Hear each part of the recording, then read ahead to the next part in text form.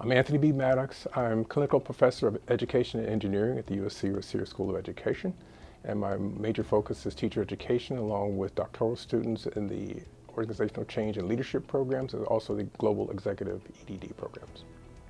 I think I remember STEM and how it kind of evolved on the scene, so to speak, but I always felt there was something more than STEM.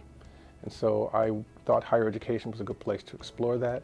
In the process of being a teacher educator, I now start to see how STEM is involved in schools, for example. So now I can see how STEM is transforming society in a way that we may not have predicted before, but in very fundamental kinds of ways. So I merged the two because I think higher ed is a great place to study STEM and kind of take it out into the street or take it out into the world, and that's kind of what I'm hoping would happen. Dr. Slaughter was an advocate for me, being a faculty member at Viterbi, and so he advocated for me and worked with the school so that a dual appointment was actually possible. Again, I teach in the Freshman Academy, and I also teach here at Rossier, so I'm looking at both parts of STEM, in other words, how STEM gets students to a school like Viterbi, and also how our science teacher candidates and all of our teacher candidates, if you will, work to try to get students prepared for that particular type of opportunity.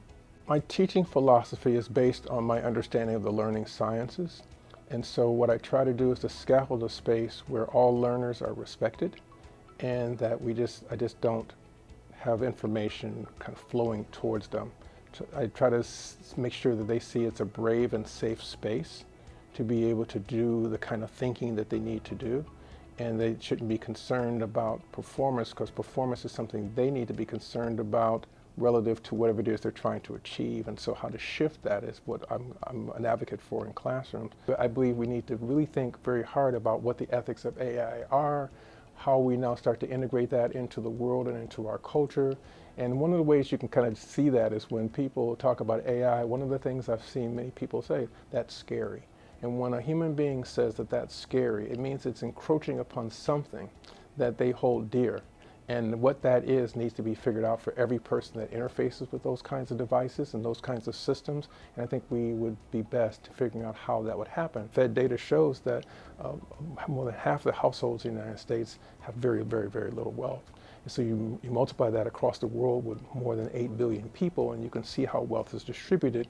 And then all of a sudden, here's this new, perhaps scary, but a pervasive machine, quote unquote, descending upon humanity in a way that we haven't kind of figured out yet.